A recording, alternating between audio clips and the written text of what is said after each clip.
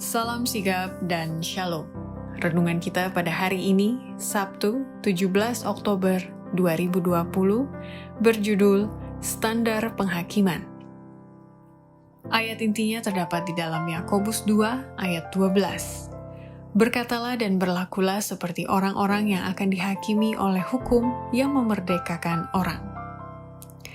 Pena Inspirasi menjelaskan maksud judul renungan kita pagi ini, Standar Penghakiman saat Yesus sebagai imam besar kita adalah sebagai berikut. Pertama, hukum Allah adalah menjadi standar atau ukuran dengan mana tabiat dan hidup manusia itu diuji dalam masa penghakiman. Orang bijak itu berkata, "Takutlah akan Allah dan berpeganglah pada perintah-perintahnya, karena ini adalah kewajiban setiap orang. Karena Allah akan membawa setiap perbuatan ke pengadilan yang berlaku atas segala sesuatu yang tersembunyi, entah itu baik, entah itu jahat."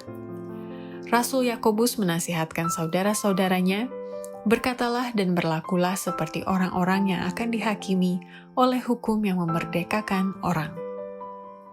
Kedua, alasan hukum Allah adalah menjadi standar penghakiman karena seseorang baru tahu berdosa bila mana ia telah melanggar hukum Allah.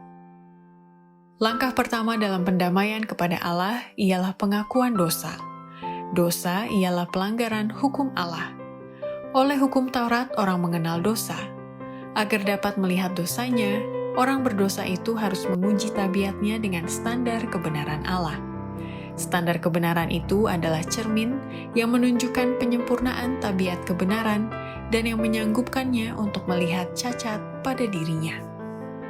Ketiga, alasan hukum Allah adalah menjadi standar penghakiman dikarenakan hukum Allah itu menjadi barometer yang berhubungan dengan pertobatan dan penyucian. Sifat dan pentingnya hukum Allah sebegitu jauh telah diabaikan.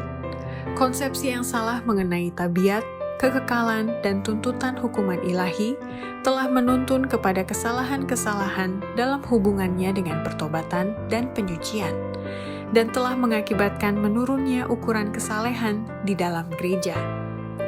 Disinilah akan ditemukan rahasia kekurangan roh dan kuasa Allah dalam kebangunan rohani pada zaman kita.